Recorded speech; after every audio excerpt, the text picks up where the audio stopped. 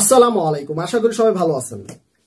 5ই আগস্টের পর ডক্টর মোহাম্মদ ইউনূস প্রধান উপদেষ্টা হয়েছেন এবং কি প্রধানমন্ত্রী সাবেক শেখ হাসিনা পালিয়ে যাওয়ার পরে বাংলাদেশে ডক্টর ইউনূস যখন ক্ষমতায় বসেছেন, ঠিক তখন থেকেই বাংলাদেশে একটা অস্থিতিশীল পরিস্থিতি কাজ করতেছিল।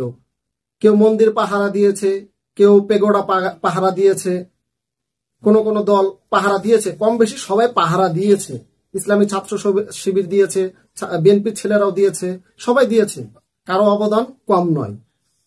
কিন্তু প্রধানমন্ত্রী সাবেক শেখ হাসিনা পালিয়ে যাওয়ার পর থেকে প্রধান উপদেষ্টা যখন ক্ষমতায় বসেছেন বাংলাদেশে, এরপর থেকেই আবার এটাও ঘটেছে যে চাঁদাবাজি, টেন্ডারবাজি, খুন খারাপি বেড়ে গিয়েছিল।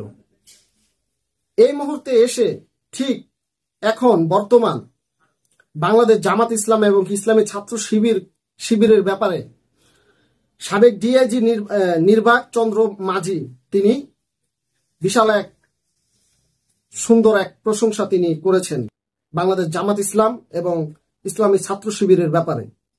তিনি কি প্রশংসা করলেন আসুন একটু শুনে নেই।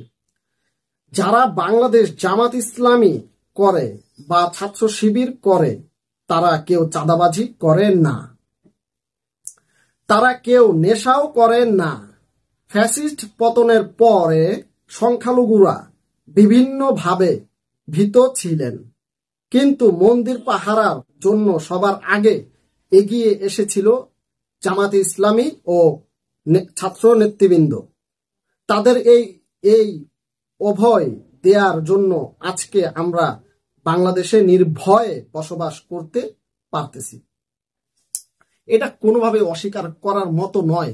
বাংলাদেশ ইসলামী ছাত্র শিবির এবং কি বাংলাদেশ জামাত ইসলাম তারা যে বিভিন্ন জায়গায় মন্দির পাহারা দিয়েছে, সংখ্যালঘুদেরকে, হিন্দুদেরকে নিরাপত্তা দিয়েছে, সবার আগে কিন্তু এই দুটা দলই দিয়েছে।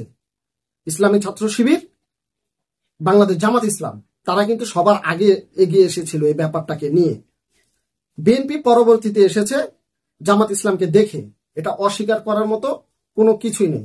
কালোকে কালো বলতে হবে, সাদাকে সাদা বলতে হবে, সত্যকে সত্যই বলতে হবে, আর মিথ্যাটাকে মিথ্যাই বলতে হবে, কারণ এখানে অস্বীকার করার মতো কোনো কিছু আসে না। বাংলাদেশ জামাত ইসলাম তারা সংখ্যালঘুদেরকে পাহারা দিয়েছে, মন্দির পাহারা দিয়েছে, তারা কিন্তু বিএনপির মতো চাঁদাবাজি করেনি।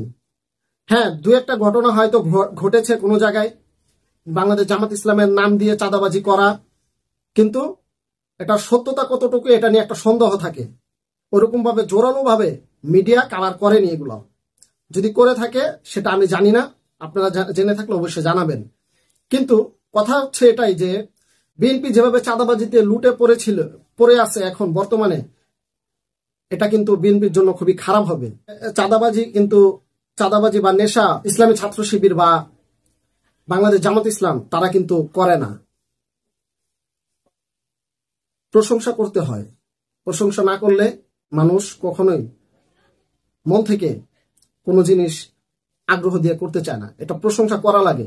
হ্যাঁ, বিএনপি যে করে না তা না, বিএনপিও করে, বিএনপিও অনেক ভালো কাজ করে, এটা অবশ্যই, এটা অস্বীকার করার মতো না। কিন্তু বিএনপির ভিতরে সবচেয়ে চাঁদাবাজিটা, খুন খারাপিটা এটা বেশি, এটা তো অন্তত স্বীকার করা লাগবে আপনাদের।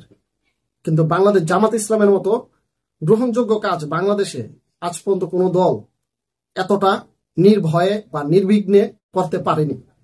এটা চ্যালেঞ্জ, এটা কোনোভাবেই ফেলে দেওয়ার মতো না। এবং কি আওয়ামী লীগরাও স্বীকার করে যে বাংলাদেশ জামাত ইসলাম সংখ্যালঘুদেরকে থেকে শুরু করে মন্দির পাহারা সব দিক দিয়ে বাংলাদেশ জামাত ইসলাম এবং কি ইসলামী ছাত্র শিবির তারা সব দিক দিয়ে পারফেক্ট।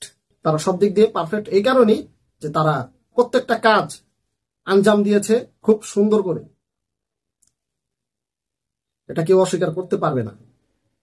তো আপনাদের কি মতামত বলবেন অবশ্যই। ভালো থাকবেন, সুস্থ থাকবেন। আল্লাহ হাফেজ।